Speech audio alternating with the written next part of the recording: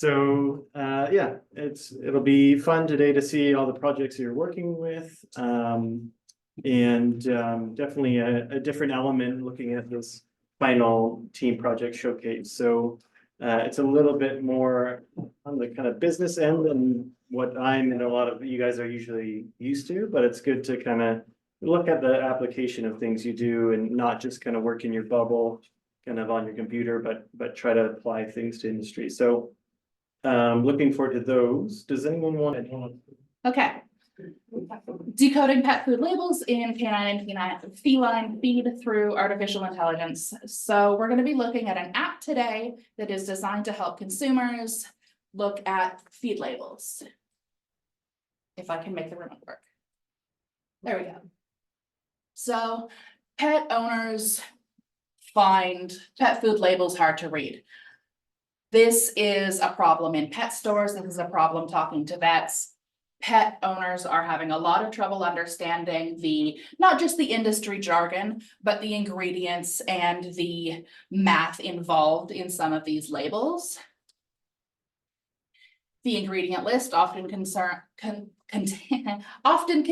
terms that are unknown to consumers and may sound scary. Independent research can be even more confusing if you try and type some of these things into Google. What you get may be really misleading.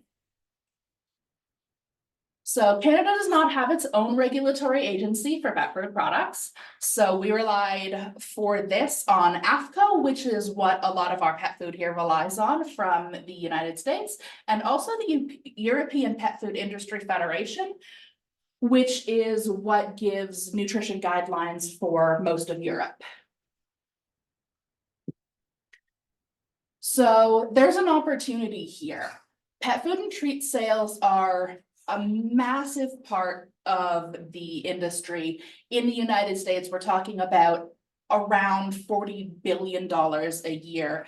Even back in 2020, global pet food industry market size is estimated to be ranged somewhere over $100 billion US dollars. That is a lot of market share that may be being squandered because people are not understanding what they're reading. Studies have found that 37% of pet owners are now feeding a either partial or completely homemade diet, and another 30% are either partial or completely raw. This is increasing over time and is driven mostly by mistrust of food companies and label confusion and ingredient confusion. So there are barriers to adequate nutrition discussion in vet visits. This is mostly time. There's just not enough time for vet visits to cover all of this. So owners feel that this is not adequately addressed, and it leaves them to do their own research and mostly get confused. Personal research was tied for the highest trusted source after the vet. 70% said they wish there was more accessible help, even though they're trusting their own research.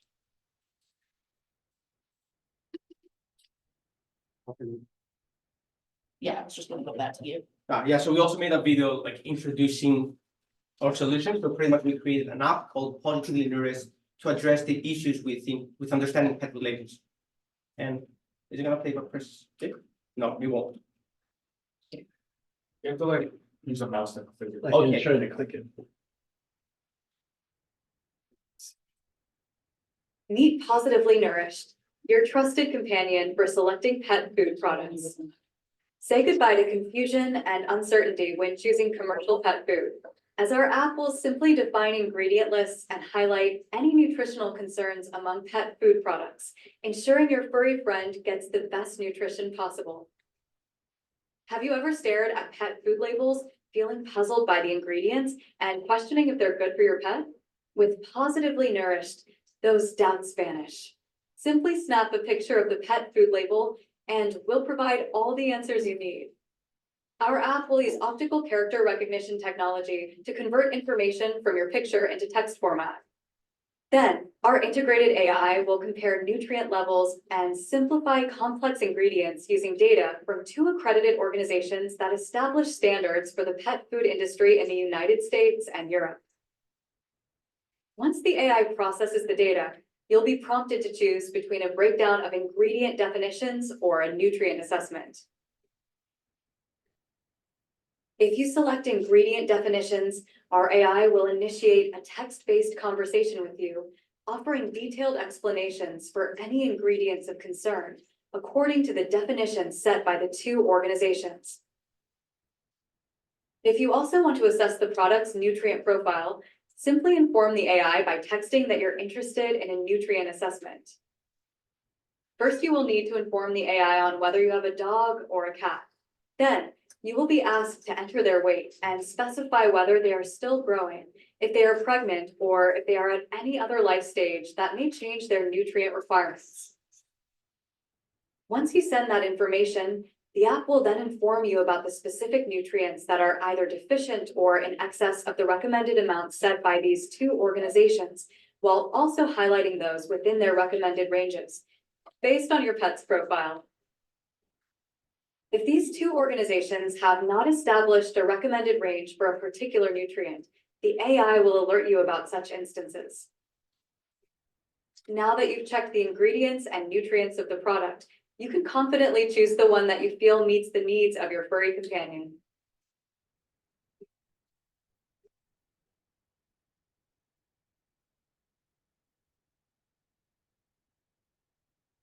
There we go. Okay, so just while I hand these out, we're going to talk a little bit about ingredients.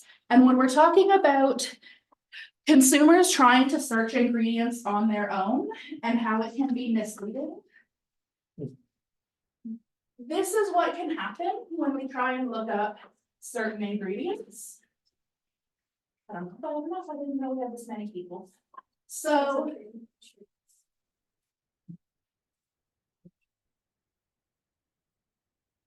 if you were to look up some of the ingredients from this science diet food that I've got highlighted here, you're going to come up with the first Google results that this one is wood pulp. This one is a food additive derived from lactic acid.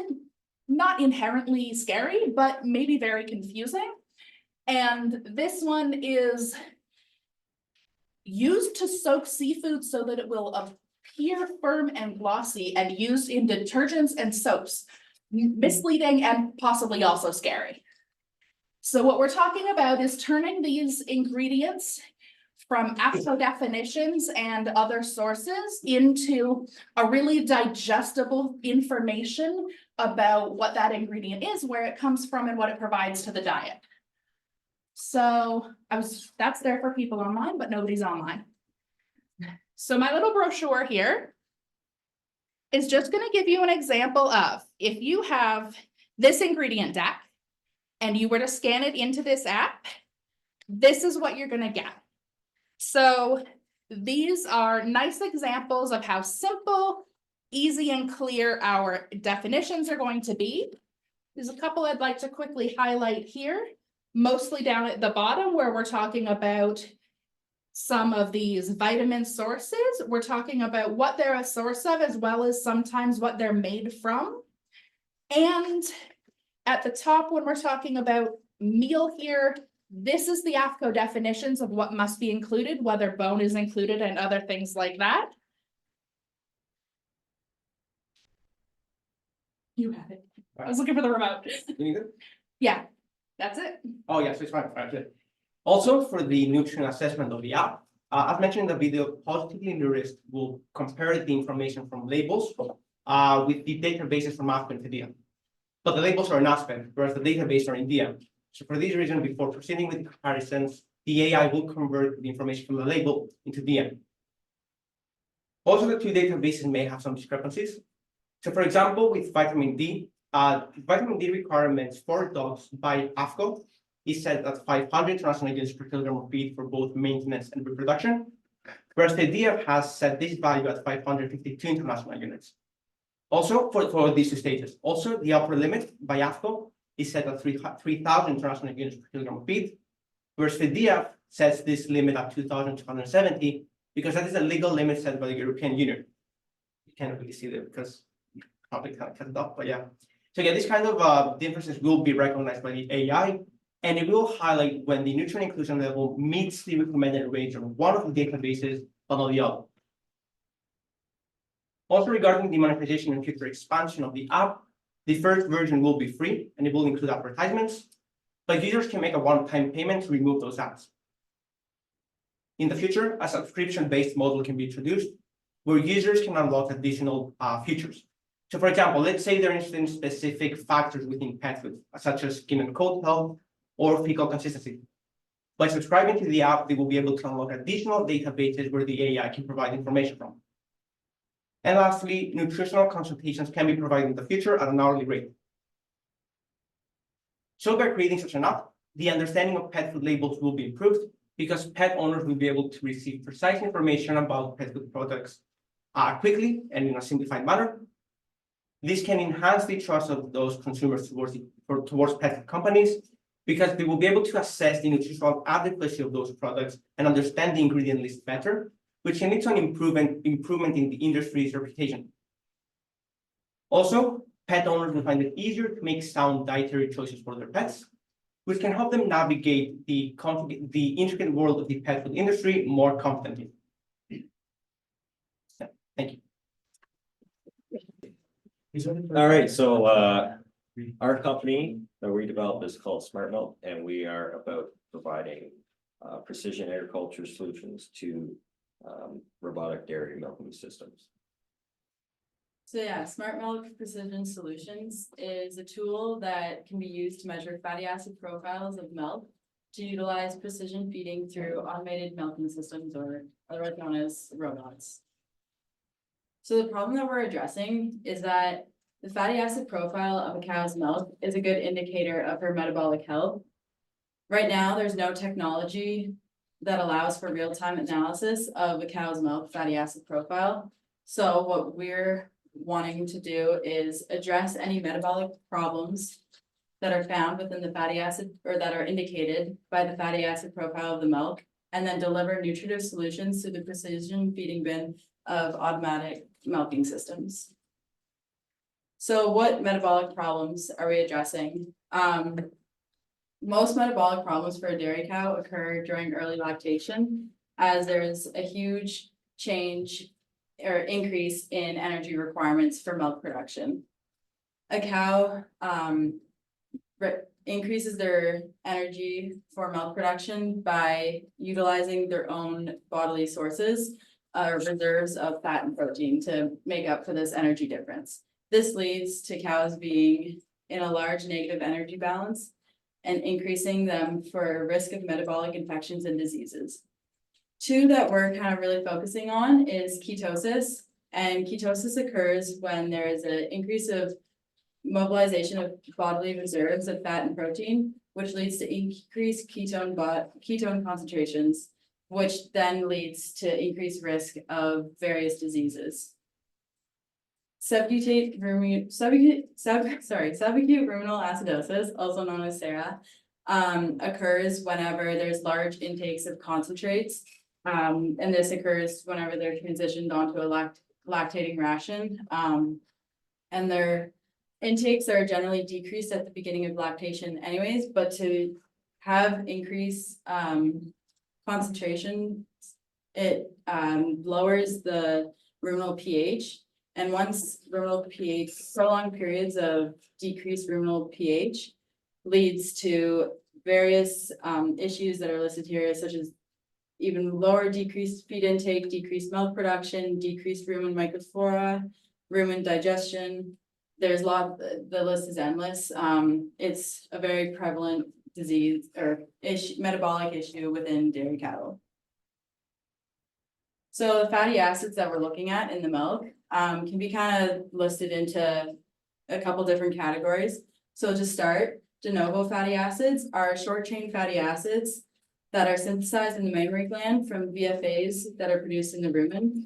Therefore, it's an indicator of rumen health, as increased levels of de novo fatty acids are an indicator of a healthy rumen. Mixed fatty acids, 50% from the mammary gland and 50% from feed or body reserves. Generally, mixed fatty acids will increase when palm oil-based products are added to the diet. So therefore, it's kind of an indicator of the dietary fat. Preformed fatty acids are long chain fatty acids, and these are from the feed or mobilization of their own bodily reserves. So this is an indicator of NEFA, which is non-esterified fatty acids.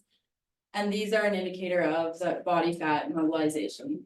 So if there is high amounts of NEFA present, the animal is in a negative energy balance as she's utilizing her own bodily reserves to make up for that energy difference.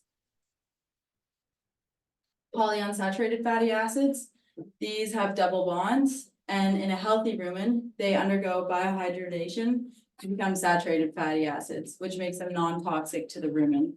So therefore, if there are high levels of polyunsaturated fatty acids in the milk, it's an indicator that the rumen isn't working properly and there's decreased biohydration happening in the rumen. So it's an indicator of rumen health as well. Odd branch chain fatty acids are largely derived from the rumen bacteria. So these are also an indicator of rumen health. And it's these odd branch chain fatty acids are linked to acidosis, as there is some key main odd branch chain fatty acids that once they decrease or increase, it's a good sign of acidosis. So in summary of all these fatty acids, de novo fatty acids are an indicator of rumen health. Mixed fatty acids are an indicator of dietary fat. Long chain fatty acids are an indicator of bodily reserve mobilization. And odd branch chain fatty acids are an indicator of acidosis. So what are some feed additives that we're looking to combat these metabolic disorders and indicated by fatty acids is vitamin E, propanyl glycol, and active dry yeast. So the first one, vitamin E. So during calving, vitamin E is decreased in cattle, and hypovitaminosis E is associated with the incidence of prepartum diseases. Therefore, supplementing vitamin E can alleviate the rumen oxidation effect, improve the fermentation yield of cows, and change the availability of rumen energy, therefore benefiting the growth of rumen microorganisms. Next one, active dry yeast. Active dry yeast supplementation to dairy cattle with ruminal acidosis can improve their rumen function, as past studies have shown that supplementation improves ruminal pH and greater abundance of this rumen bacteria. I don't want to even try pronouncing it. So this rumen bacteria is a main lactate utilizing species in the rumen, converting lactate to pyruvate.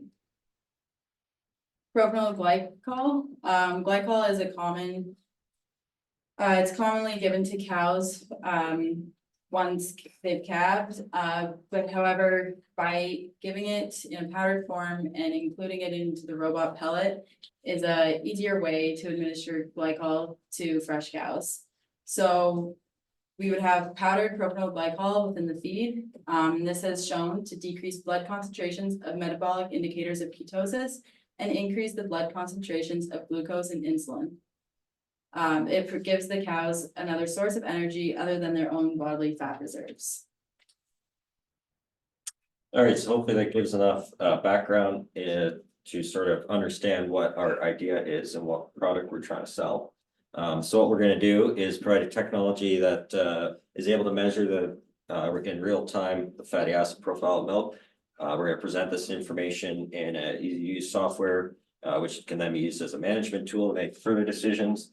And then the third component is that based off this information, we're going to hopefully be able to automatically adjust and dispense specific feed supplements to each cow, depending on her status or needs. And this is going to open the door to precision feeding for dairy cattle. So what we are selling is a product and a service. So we're going to be selling a groundbreaking fatty acid analyzer unit, which is going to be capable of running multiple on-farm samples at a severely reduced cost. And then we're going to have a service department that's going to be able to perform regular maintenance and repairs, as well as to sell spare parts and such. So kind of set it up like just like a robot company that sells milking robots. Exact same idea. The technology that we're gonna use in this analyzer. It's going to be sort of a new thing because right now profiling fatty acids is sort of done in laboratory setting and it's pretty costly. Gas chromatography is sort of the gold standard because it's super accurate. However, it's expensive. So another one that we're going to look at is mid-infrared spectroscopy. So it's a quicker method that's less expensive, but it's got a less degree of accuracy. And it has been used successfully in the past to profile milk. However, for our application, we're going to go with this sort of basis to form our technology because we don't require a high degree of accuracy. We sort of just want to slot in the profile into the 4 categories that Sarah just went over. So we're not interested in getting down to a high degree of accuracy for each concentration. So we're gonna go with this to design our product. So right now, a typical robotic system, you have the cows, they go into the robot, and then the milk gets analyzed for a few different basic things currently, depending on how you have it set up. So volume, components, connectivity, SMAG cell, all that. And then it continues on the bulk tank, and then the information gets inputted into the computer, which is used for management decisions and sometimes for adjusting feed.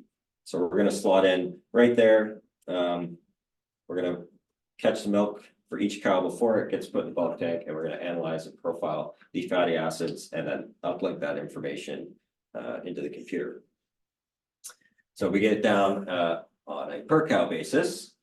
She's going to come in, it's going to be analyzed, and then through our software, we're going to be able to alert the farmer exactly what might be going on with each specific cow in order to adjust sort of feed and that, which will go back to the cow and hopefully resolve or at least improve some of the issues that will be discovered through this profiling. So the final software is going to have a set interactive, but I mean intuitive UI to present the data, easy to use, and then it's going to be uplinked to common currently used software such as Dairy Comp or the robotic software Pro Horizon, which is used to adjust feed and manage the robots themselves. And then we're going to have producers will be notified if their profile changes unexpectedly so that they can take action, or if they choose to have it set up automatically adjust the feed. So we are not software engineers. So we don't have an actual sort of mock-up of what it might look like. However, what I can show you is what I know through Dairy Comp. So like I said, our information will be on Dairy Comp as well. So I can show you kind of what that might look like. So I'm sorry I can't plug it in, but you don't have to see it too well, but this is what it looks like right now. So if we want to look at milk, oops.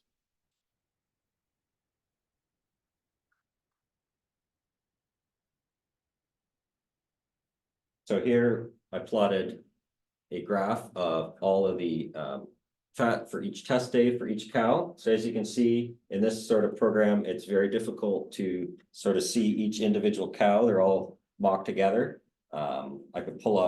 I could make it better, but I'd have to go through all 200 cows in this example to find exactly what's going on, or I could take a herd average. However, we want to get it down to on an individual basis. So if we do that, I can look at a cow that I already know is going to have some issues. So we'll say 3, 4, 8, 5. So this is her name is Superman.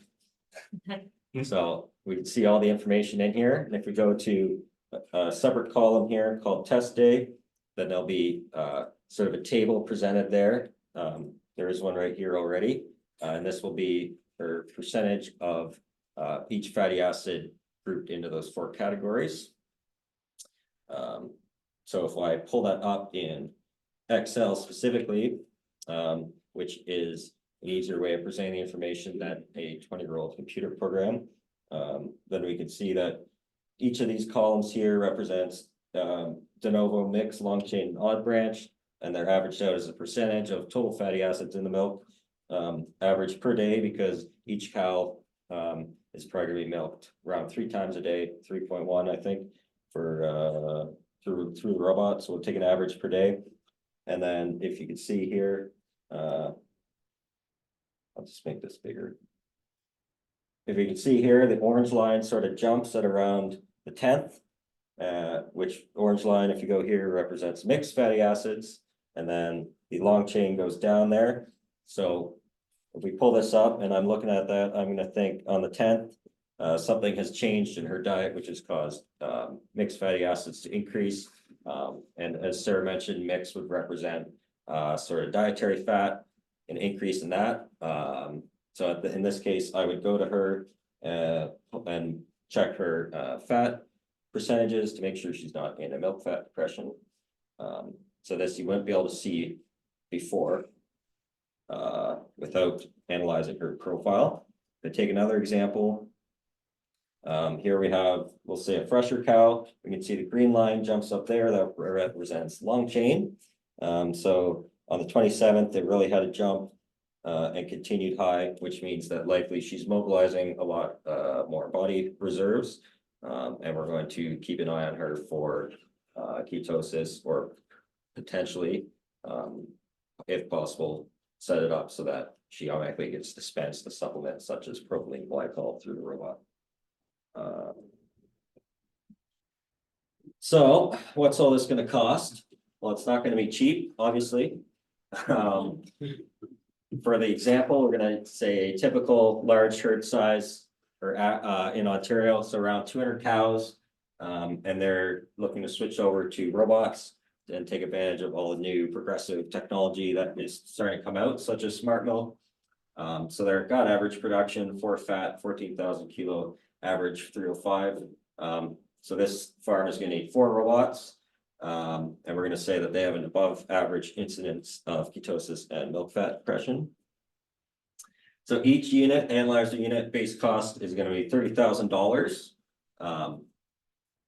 The installation costs are going to be another $2,000, and that's sort of to purchase our software and do some more networking stuff, be another $100. So for each unit, around $32,000. Like I said, they're going to need 4 of them, so total over $120,000 upfront to install them. However, if you price out the cost of the VMS system in total, on average, you're going to be looking at for 4 units around $630,000. So we're only adding 20% in addition to their installation costs. And then operational costs per year. There's going to be expendables such as hydro and some other one-time use things that are going to be used in the technology, and then just to maintain them. So we're looking at around $9,000 per year just to run it.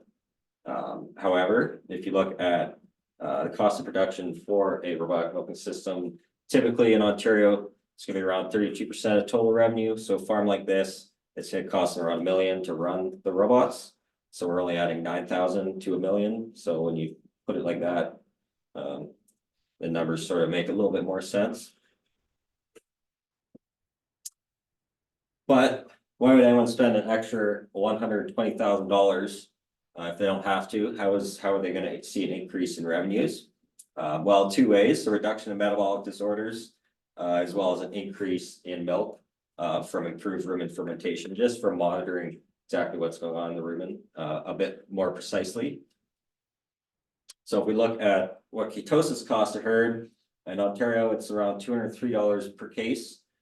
This is because it takes them longer to get pregnant. Their milk production goes down, then they're at increased risk for death or culling from the herd. So on this farm, it cost them $24,000 last year just in ketosis. Milk fat depression is a lot harder to quantify because typically they're only measuring fat on test day, so 8 per lactation, so you can't monitor it day by day. However, on this farm, they had around an 8% prevalence. This is just from reporting in the software. So they lost around 90 kilograms of fat per day for each cow suffering milk fat depression. So that adds up pretty fast when you're talking about 200 cows, 8%. So just by solving these 2 metabolic disorders, you're looking at quite a bit of money per year coming back in. So we put it together. And we're estimating an increase of 2% in milk. Just by monitoring ruminal fermentation. I don't think that's ridiculous. I think it's possible for sure.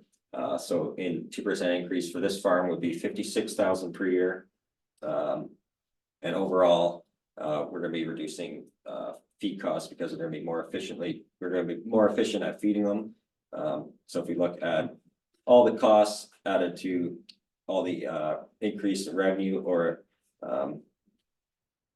reducing sort of expenses, then total per year is around 27,000 profit from this example farm and the rough numbers we just ran.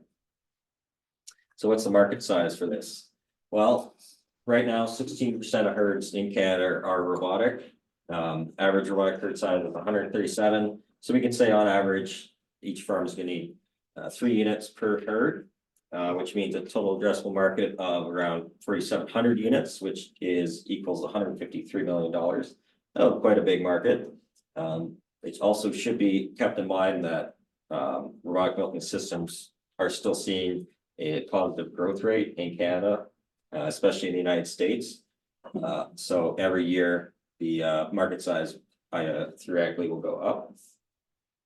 However, it's not going to stop there because as sort of profiling fatty acids and studying exactly what that might tell us, revealing sort of clues what the cows are up to, is going to keep progressing. So one area that I just want to mention here quick at the end is fatty acid profiling and be able to estimate enteric methane emissions. Because since DFC is committed to going net zero by 2050, it is very possible that we may see incentives or credits for farms to either adopt sustainable, innovative technologies, or at least monitoring their emissions, which by a system like ours will be able to do that. And then as well, we don't have to just include robotic farms, parlor tie stalls, they could utilize this just the same way. So that'd be another 80% increase in market size. And then other industries that definitely will benefit from the new technology that we're gonna be developing as a cost-effective way of profiling fatty acids in anything. So that's all we got. So we are going to be talking about hypervitaminosis D in cats. So first off, we're going to talk a little bit about the role of vitamin D in cats. So cats, unlike humans, are fully dependent on dietary vitamin D. They don't absorb any of it through their skin like we do going into the sunlight. So vitamin D is also very important for calcium absorption and renal regulation, and the bioactive form of it is 1,25-dihydroxyvitamin D. Vitamin D can be hydrolyzed in the liver or the kidneys, and in the kidneys, vitamin D will be hydrolyzed to the bioactive form. So hypervitaminosis D can actually occur in both older cats and younger cats. In younger cats, it's often that renal failure and mineralization in multiple organs will occur. Other signs will be anorexia and lethargy. Older cats, the common symptoms are weak bones and osteoporosis. The one that puts them at the most risk for other issues is feline on odontoclast reabsorptive lesions. And in the corner here is an image of what happens when it first starts and what a healthy tooth would look like. Excessive thirst and excessive urination are also very common symptoms of hypervitaminosis D, as well as anorexia, vomiting and nausea, dehydration, and finally internal bleeding, which all of those are not great. So then why is this an issue? So it's actually very common in cat food to increase the amount of vitamin D to ensure that they are getting the correct amount. So there have been many lawsuits and recalls in the past. The most common, or the one that came up the most, was in 2000s. Royal Canin had 20 cats that were impacted due to hypervitaminosis D. Unfortunately, there was not enough money paid, or a lot of people did not actually get any payouts from this.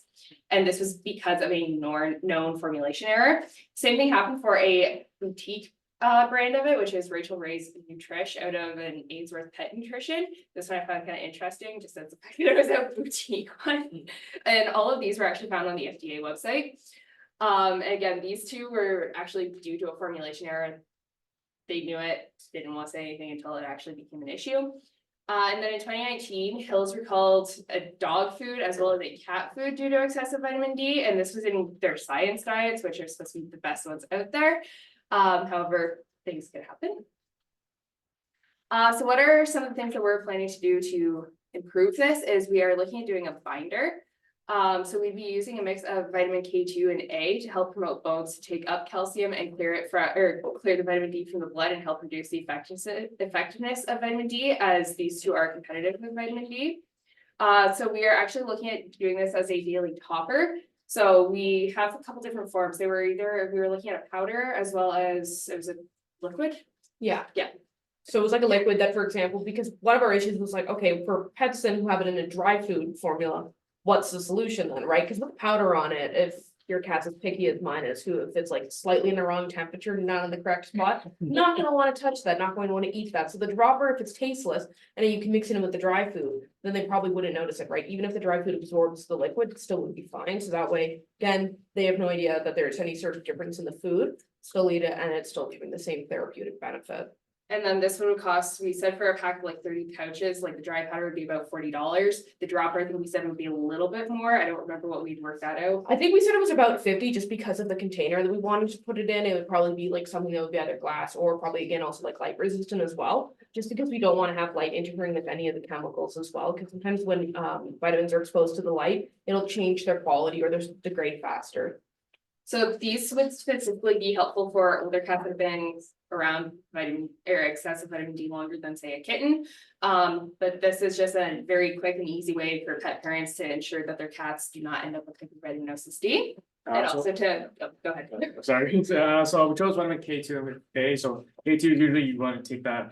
It's what you usually take when you're doing a vitamin D supplement because it's kind of like ways kind of like it interacts with vitamin D. So vitamin D is the one that releases calcium into your blood. Vitamin K2 is the one that actually brings the calcium that absorbs it back into your tissues. So that way it kind of helps balance it out. Vitamin A, there are kind of just a debate of it, but the gist of it is that it acts kind of a more competitive binder for vitamin D because they use kind of similar transport proteins when it goes into circulation. So if you're using vitamin A, you have this negative interaction. So then our second option is a little bit different. So it's actually a test kit to test the vitamin D levels in the cat's blood as well as their urine. So we actually have two different types of tests. We have just a normal test, standard test, and also a complete blood panel. So the normal test or the standard test would be about $90, and that one only does vitamin D. It does nothing else, no other metabolites. Where our complete panel did metabolite or did calcium. What was the other one? It was calcium, like K2, vitamin A, vitamin D. So a lot of the important and essential like vitamins and minerals that are needed for cats. So then we want to make a database out of this so that we can actually have a little bit of better idea of understanding of how cats are affected and what normal levels are. So we have a database set up that pet parents can subscribe to for a $30 a year subscription fee. Or we're going to do a one-time promotion that was only for $15 for 1 year. The other promotion we are also going to allow is that if pet parents have a new kitten and they enroll them right at the first vet appointment, they can get 2 years free of the database. So the database subscription would include year-to-year comparisons of vitamin D levels, as well as early detection of high or low vitamin levels, not just vitamin D if you do your complete panel. And this would be a really good idea of how to have and how they change over time and their lifetime changes. But again, this would have to be done in a vet clinic right now. Some other feature things that we were talking about doing is actually using saliva. So this would be something that you can do at home. And it's just a little bit easier, especially if you have a cat that doesn't like traveling or just a little bit just gets upset at the vet office. We're also talking about doing a urine test where you could actually do this, collect urine at home, bring it in, or the other option with our newer, like the test kits that we're planning to make in the future, you could just do it all at home. And basically it'd be like a COVID test where you just have to put it in solution, make a dropper out of it. And as an example up there, you just put it in, wait 5 minutes and you get your results. And we'd have the sheet at home to be like, yes, 2 lines means you have high levels, 1 line. But again, this is still being developed. So that's just the end of the PowerPoint. Sam has. Yeah, so we decided what the brochures would be something like, for example, in like a vet office that like the vet could hand out to the pet parents, just so that way they have something to take home. But for something that would be more like something that, you know, you want to actually properly keep in there, we did make a poster and everything like that as well. So something that probably would exist more in the vet office of actually like if someone's sitting down there for, you know, 10 minutes they're waiting for their cat, if you're like my cat who has to get taken to the back to do blood work because otherwise he likes to fight all of the vet techs. When you're sitting out there for 10 minutes, you can then go ahead and read sort of all the things. So we did sort of again talk about some of the issues Again, what is vitamin D, and then also all of our sort of panels as well. And it's kind of in a nice format of left to right. Left, you can start reading about what is vitamin D, some of the issues, and then some of the solutions. So again, in a very simple, nice, easy to read format. And then this we'd also have with us too, if we went to like, you know, pet fairs and expos, or if you want to do more promotions, you can be sitting at a pet store and be like, hey, Look at well, that. you're buying your new kitten or your new cat food. Here's unfortunately a long-term issue that has been happening in the pet industry, especially with cats.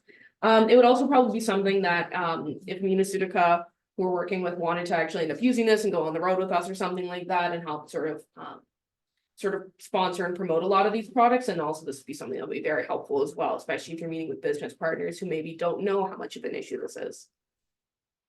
Yeah, and brochure, it's mainly for patients or like pet owners to like understand like what exactly is hypervitamin so it's kind of like a rundown, like really watered down version of like what it does and like what's the issues, what symptoms, and what kind of like the treatment options are. And then at the end, we also give you kind of like a little breakthrough of like what kind of products we have available that help with detection or like treatment. And then other options, I know we were talking to with subscribing to the database, we'd also have like a list of like what are nutrients, just a quick breakdown. So people who may not know exactly what cats need, it would be very handy for them to read. And then I know we talked about too, making like a little chat so you can actually talk to a certified nutritionist or a vet, but like, hey, my cat's having these problems, is this why? Yeah, exactly. And especially I think with senior cats, like things like feline odontoclastic resorptive lesions being probably one of the bigger sort of concerns, especially for someone who had senior cats.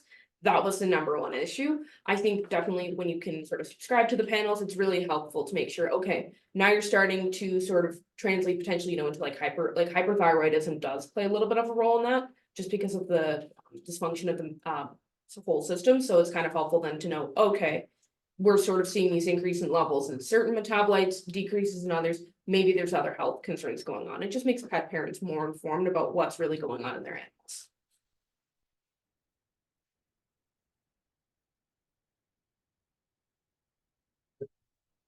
Good afternoon, everyone. All groups, include me, Robert, and Laura, we developed an RFID microchip to implant in the peculiar regions of equine. So, what's the RFID? It's an radio frequency identification device. It's the size is like something like rice or grain, and can be inserted into the nuchal ligaments or peculiar regions of the equine. And in this case, we wanted to identify the assessments of blood lipids and vitamins, and also the different health parameters of equine. So our platform is using this unique RFID microchip to assess different health parameters. So we have six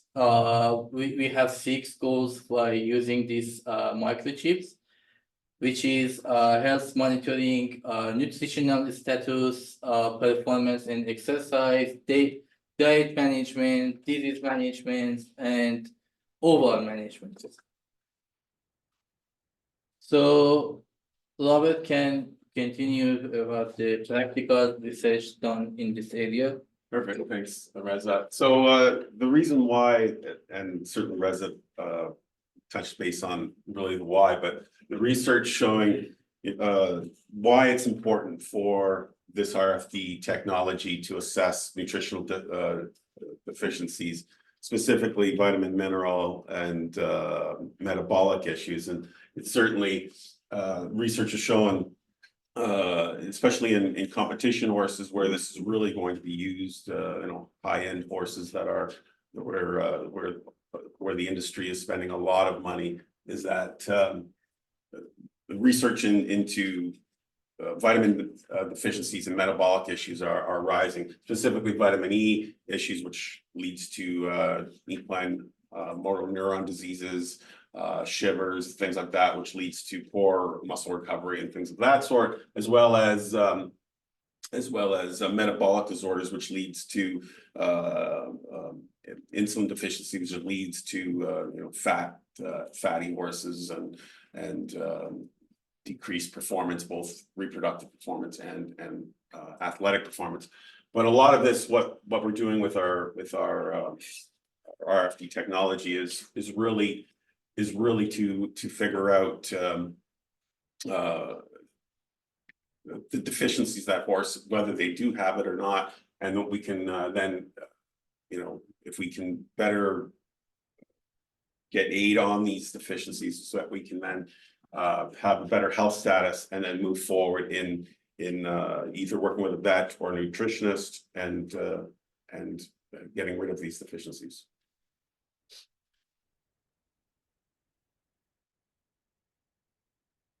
So here we have a video of our product in action. So here we have the area being in the neck area where the RFD chip will be implanted. The area has to be shaved first and cleaned. It'll be cleaned with disinfectant like chlorhexidine and alcohol.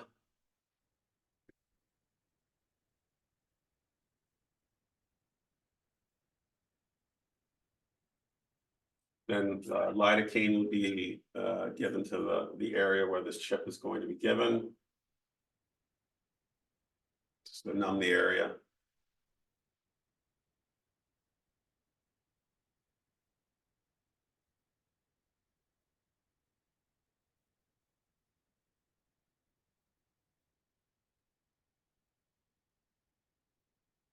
And then application of the actual RFD implant.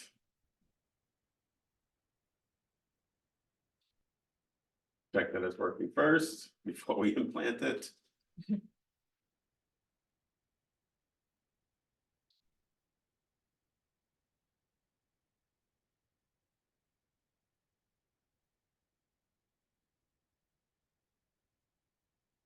It's in.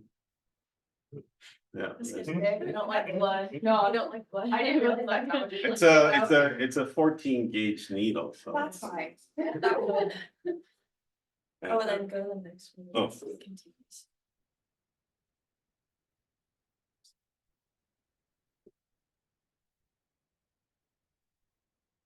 and then once the chip is in, then we can read it.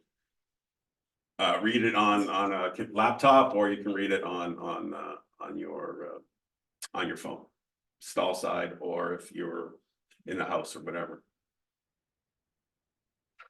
And of course, that we'd be giving just normal health parameters such as heart rate, temperature, and then other parameters such as deficiencies or metabolic status.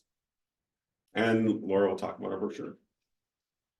Okay, so as you guys have already had handed out, our brochure will just be handed out, say at like events, or if you go to like a horse show, you can hand it out and give just a general idea of what our RFID implant would do. So it just goes over like the background where you can contact us, our values and why we wanted to basically come up with this, and then our goals, and then as well just our product service, our costs, and if you choose us, why it would be beneficial towards you, and then just some more about our services. So just going into the product, so it is a product and a service. So it can be sold to both just customers as clients, or it can be sold to companies as like a package deal. So mostly we're working with veterinary clinics as they'll be the ones administering it. So a basic package would be for like small vet clinics or equine facilities for like a limited number of horses. And then it could also be for large scale breeding operations or racing stables. So just quite the diversity. And as a product, it encompasses hardware components. And then as a service, it ranges in all the services it can give to provide support and functionality to all of our horses. So this is like monitoring, analysis, health data, customer support, and collaboration and subscriptions and stuff. So why this is important to the industry and like our future direction from this. So obviously this will help advance scientific findings and evidence. So it'll advance healthcare and health management, as it is an app that you can have on your phone and monitor your horses on property. So it'll limit any, say, increase in temperature, or like if your horse is like having any different issues, it'll pop up on your screen, and you can get it quickly before anything detrimental happens, which then will reduce your vet costs, as you don't have to have them coming out as often. And then it will have a higher money output in competitions, as there's a reduction in injury rates and all these metabolic disorders, so that'll help. And then just future directions, so it can, has the potential for disease, so like eventually you can get an RFID that doesn't just do lipids and vitamins, it can eventually detect certain specific disease parameters or inflammation biomarkers, because I know laminitis or any lameness tendon issues is really common in sport horses, so eventually future direction, an RFID that can detect certain inflammation markers of where heat's detected would be just another future direction. And then just to wrap it up. Yep, so in conclusion, our RFD implant monitoring system for horses will, as Laura said, it really is a significant advancement in point health management. And these systems, this RFD chip will actually be real-time monitoring. So it's not something that's like you'll get a report a day later. It's real-time monitoring where you'll get disease detection and certainly proactive healthcare management right on the spot, whether on your phone or on your computer. And you get you'll actually get alerts, and then you can look at and see what's going on for that particular horse. So again, this technology, RFD technology, isn't something new, and it's being used certainly for identification of horses and animals. And so we're taking that to the next level of just, if you're already putting an RFD chip into your horse, you might as well go to the next step and actually have real-time monitoring.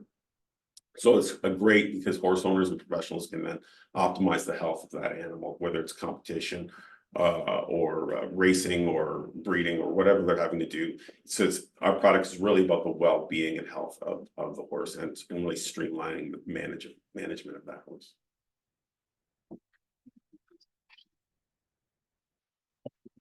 Yes.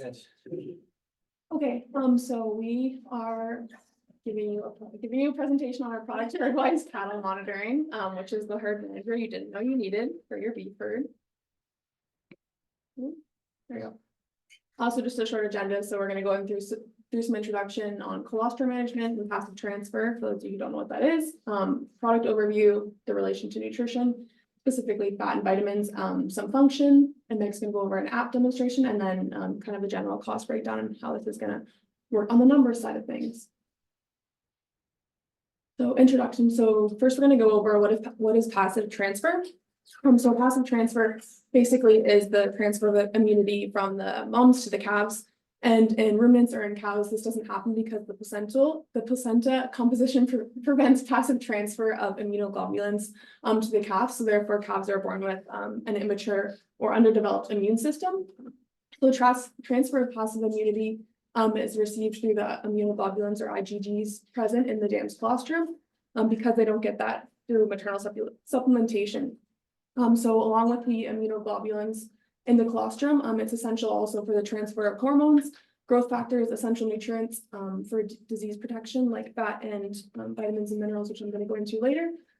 So this is just basically a graph showing that serum immunoglobulin concentration drops really fast. So timing of colostrum intake is really important. So like I said, it's time dependent as a function of the mechanisms necessary to transfer the ingested nutrients into the bloodstream. So into the serum concentration declines really rapidly. So with this also on top of that, time management is also important, because as the further you push off colostrum intake, that also increases the risk of bacteria getting into their system before they have that immune system developed. So colostrum management, so some suggested management practices, which don't always happen on beef operations. So it's suggested that they receive their colostrum within the first 2 hours of life. Like I said before, it's time dependent to ensure that successful transfer of passive immunity. And ideally, cows should consume approximately 10% of their body weight of a high quality colostrum. So that's a high quality is considered at an immunoglobulin concentration of over 50 grams per liter. And this can be tested using a Brix refractometer, which is shown here. So basically you just take a little small sample of the colostrum and you put it on here, and then there's a little spot you can look through and it can tell you your colostrum quality right then and there. So a minimum basically though of colostrum that's necessary is around 3 to 4 liters. But currently, management practices in the beef industry for colostrum is not regulated at all, usually, especially on cow-calf operations. A lot of them are outside and they can't really manage this well at all, unlike dairy producers who have the calves, and they can manage this really well. So, colostrum intake is totally dependent on voluntary consumption, depending on the management strategies they're using. So beef calves typically only voluntarily consume about half of what a dairy calf would consume. Although beef colostrum is a bit higher quality than dairy colostrum, they're still typically not getting enough in these situations. So transfer of passive immunity may not always be successful. And actually approximately 19% of Canadian raised beef calves experience a failure of the transfer of passive immunity. So just kind of looking into why this is important and why people would care about this. There is an economic loss to go with this failure of the passive transfer. A little graph over there I just got was based on immunoglobulin concentration, but just overall colostrum, it doesn't only affect calves early on in life. You can see up to 56 days calf survival rate actually decreases a lot. So you're going to see that through lifetime performance.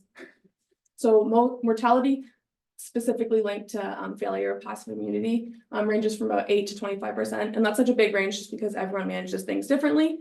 And currently beef prices are really high. So approximately around like $800 per calf, like just a few day old calf. And that's crossbred numbers I'm using, but similar. So, so right then and there, mortality of a young calf due to failure of passive transfer equals a really high economic loss. And this is before you're putting any inputs into them. This is just a calf on the ground. So this failure of passive transfer also increases the risk of health disorders, including bovine respiratory disease, diarrhea, and other health issues. So disease on top of that, from FPT, disease incidents where treatment is required in relation to FPT is approximately 20%. And total cost for treating these calves with these disease incidences can reach up to $200 per calf. So overall, failure of passive transfer puts calves at risk of negative health events, poor growth, and mortality. Okay, so that's kind of where our product comes in. Can we just flip play. for you? Yeah, sure. So what does our company offer? We're gonna offer some smart tags and an optional ear tagger for producers, as well as an desktop application that will go along with these smart tags. And then as well, we'll have powdered colostrum as well as a tested kit offered producers. And then just, going on a little bit about how we're going to implement smart tags. In a beef production, typically a basic calf protocol will include vaccinating, tagging, banding right after birth. So this makes it easy for us to implement our smart tag on the calf with our pre-existing protocols. And looking at the calves, when we want to implement the smart tags, we're going to have to do it either at shoot side. So this will either be at preg checking or vaccinating, whichever is our earliest chance possible. So what will these smart tags do? They will have an identification part to it. It will match up with the RFID tag, and it will keep essential information regarding the animal. And it will monitor body weight and growth performances. As well, we'll have accelerometer, which will monitor suckling activity and suckling bouts, as well as activity and resting time, which is important when we are looking at colostrum intake of these calves. And then as well, it's going to have a thermometer in it, which will record hourly temperature readings, which will then alert farmers if it has an abnormal temperature. And this will allow for proactive health treatments. As well, we'll have a GPS to assist in tracking down a calf or cow for treatment or collection. Looking at smart tags and how it will integrate into our app. Like I said, the smart tags will collect data, which will be synced to our app and desktop application, which will allow for easily track the health and all related events regarding the herd, assess productivity and performance through growth related graphs and calculations based on suckling bout activity.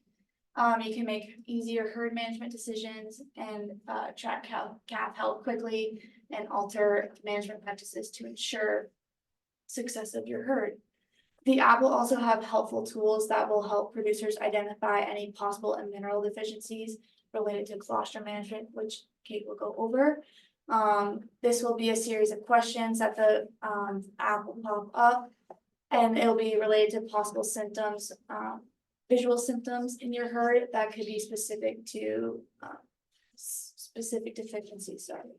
As well, we'll have a page dedicated to colostrum analysis, where producers can see trends specific to specific cows or the overall herd.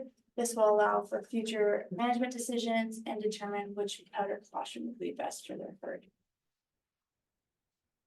Okay, so I'm just gonna kind of go back into how this relates to nutrition, specifically fat and vitamins. So like I was talking about before, immunoglobulins, they're proteins. So a lot of focus is put on that, but people don't really talk about the fat content, why it's super important. Also, especially for calving in cool temperatures.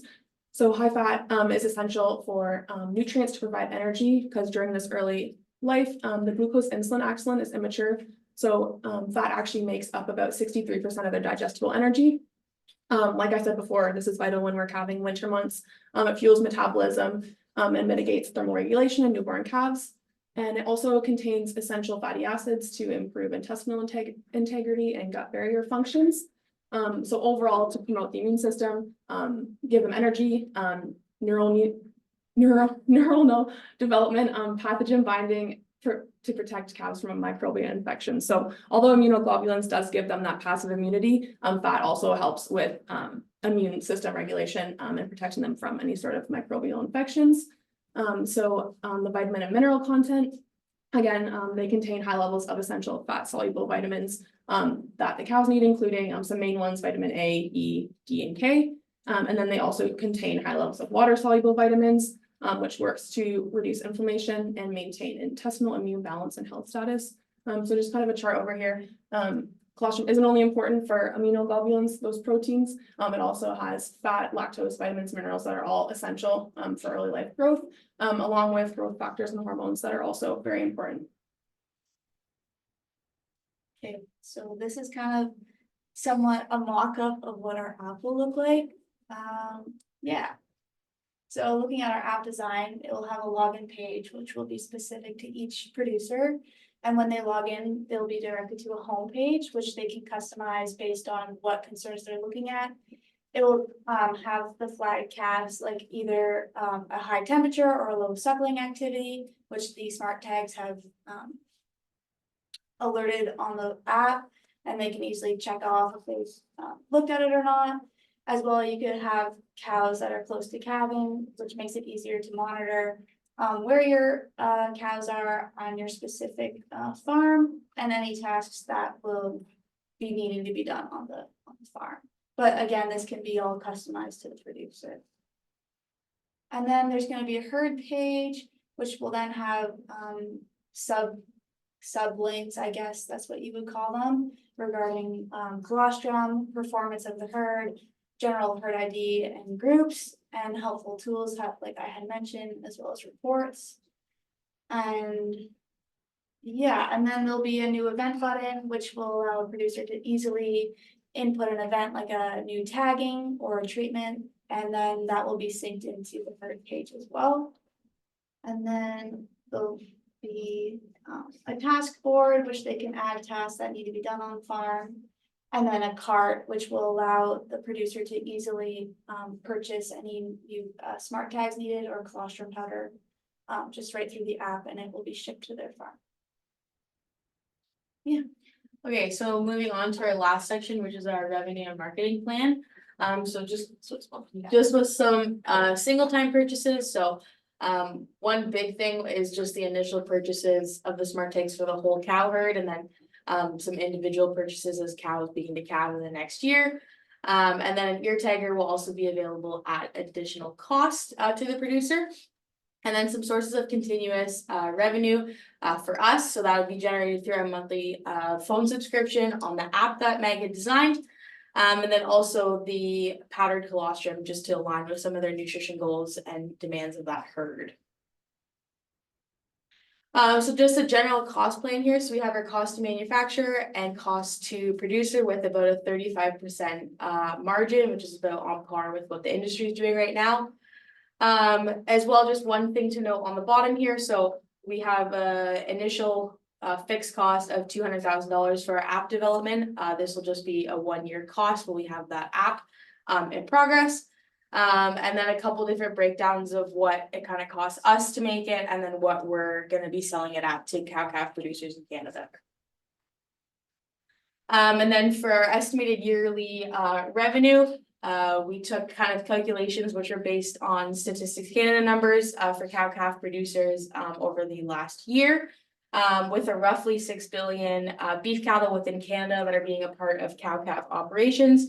So based on those numbers given from Statistics Canada, we had predicted about a 5% acceptance rate, and then worked through those calculations for our predicted units sold, what the revenue is per item, and then our gross revenue before our cost to manufacture.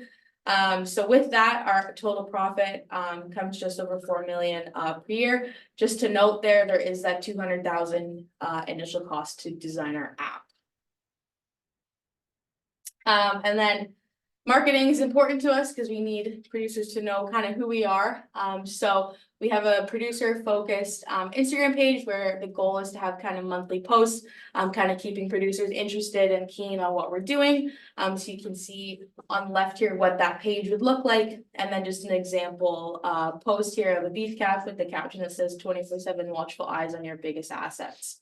So the goal of this is to kind of build new business through social media, as well as some product awareness for existing accounts.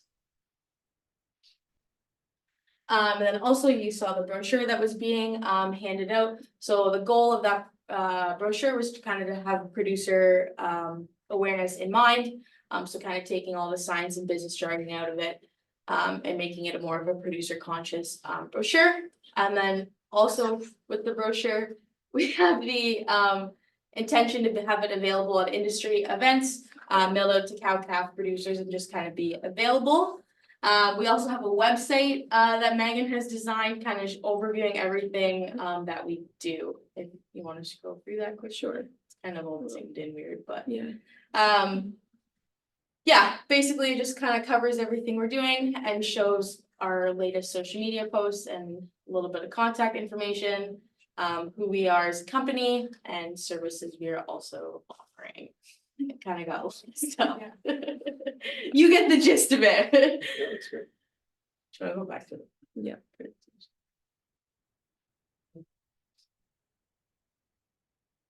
Full screens. Yeah. And that is it.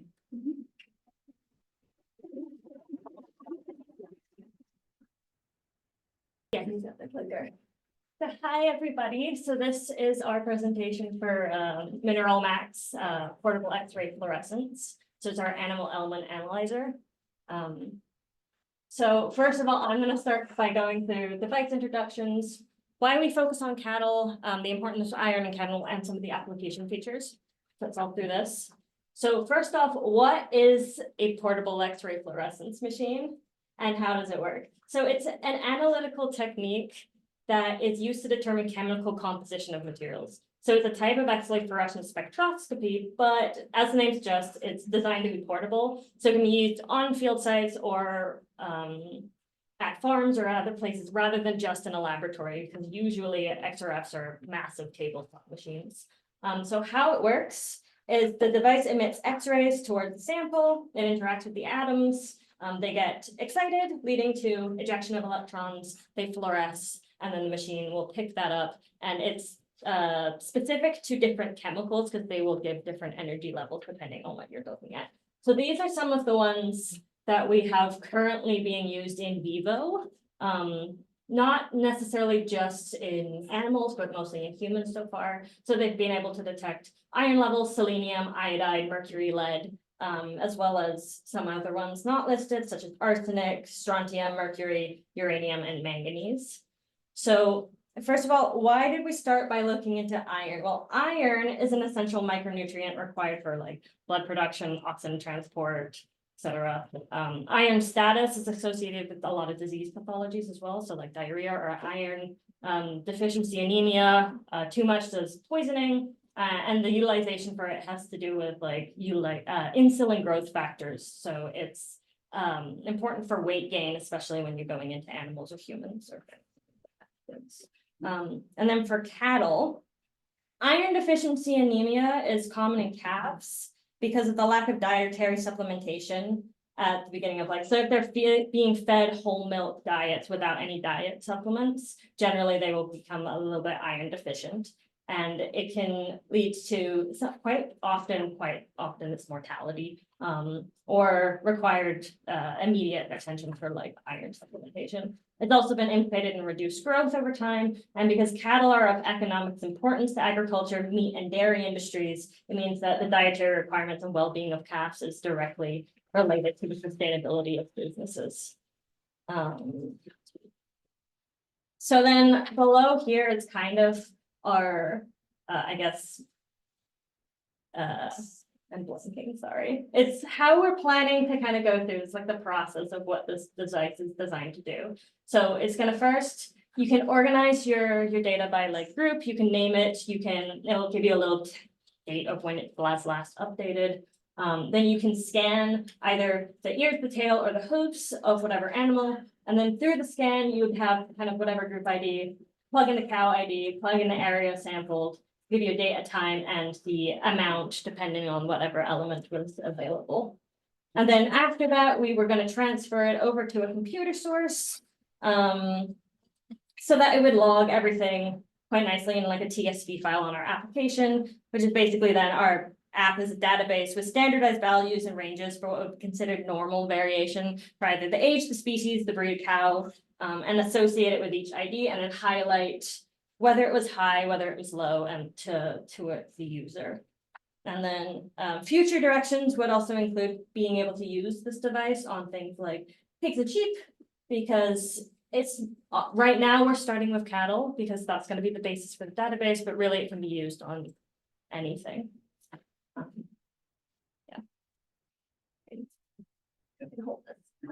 And I will introduce some benefits of our product by how much it will cost and how much time it will save the user for the user. And the first we need the initial investment about $10,000 about to develop our software and the research, and we need to test the result. And also when it brings to the commercial products, it needs materials like some power supplies and X-ray tube and detectors. Is some basic thing for the X-ray fluorescence. And also we want to use the batteries to charge the device and use the charger to charge the battery. And we will also have a kit. It's military grade moisture and shockproof box. And we want to add some clip-on accessories for the lower radiation to the cost. And the clip-on accessory would be to swap between biotic and abiotic substances. So that's part of our future directions where we're kind of looking at also using it to do feed analysis. So you could have the clip-on accessory on and it would reduce the irradiation amount going towards the animal, but then you could take it off and it would likely give a stronger reading, but then using it on soil or feed or whatever else is lying around there. So you have an idea of where the deficiency is coming from rather than just sampling the animal itself. And this is our cost. It's initial cost and plus the material cost. It will be 21,000.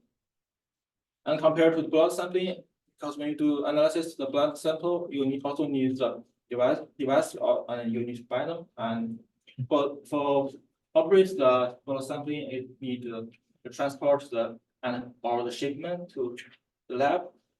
But we don't need that. We also will do it through the app. In the future, we might have a website to store our data.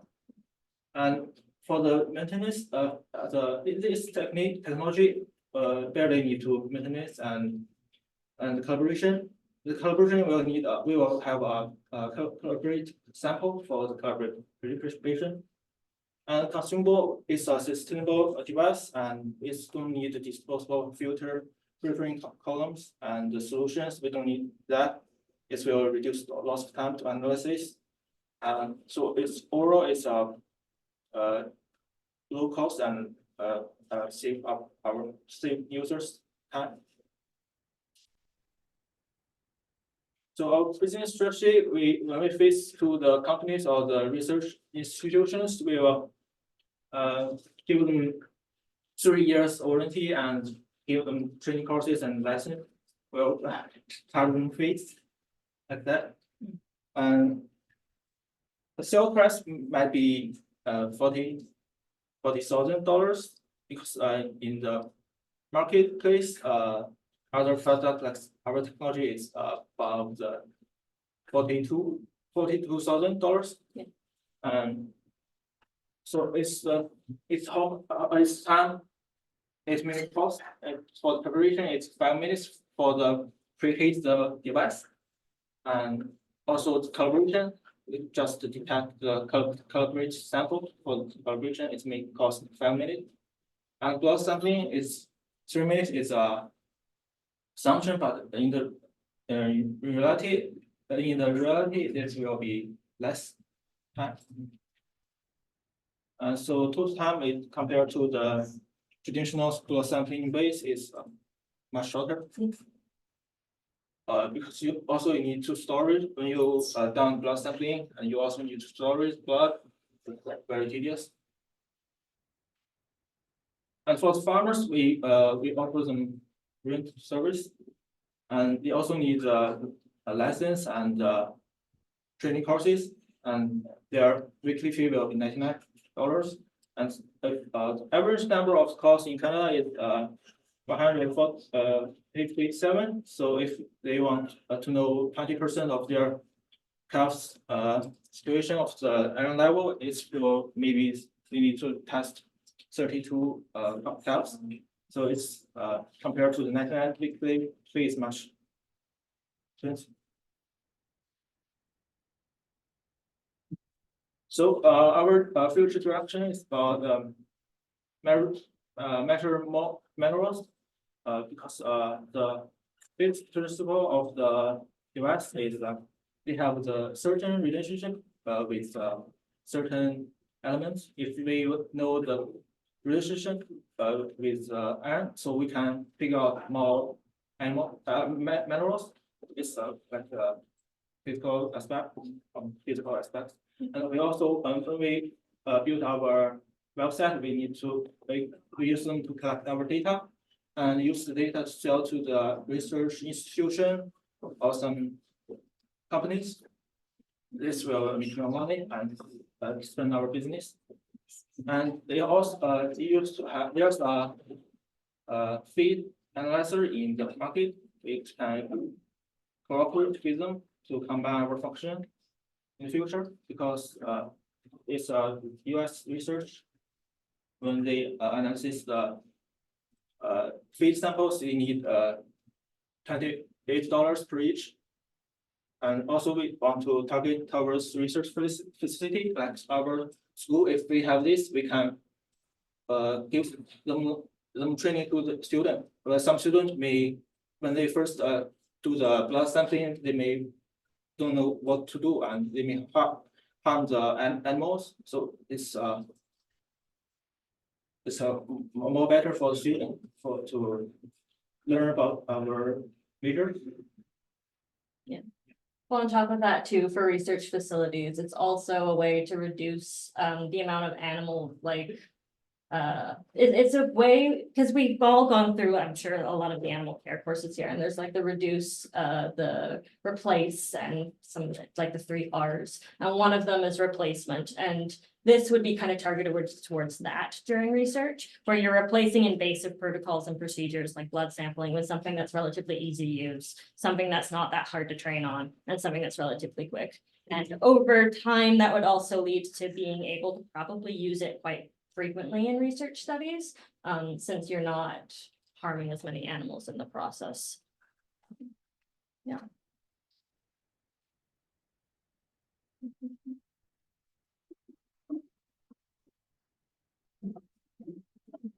That's it for the course anyway. So can we just have one more hand applause for everyone? Good job. Just, yeah, put those PowerPoints in Dropbox. That's all you need to do. And I will catch up on grading at some point and release those grades, but it's been a pleasure being your instructor for this course over this semester, and don't be shy in the future. If you need anything from me or have any questions, just email me. I'll be around for a while. So have a good summer and good luck on everyone's research and writing and everything, and take care.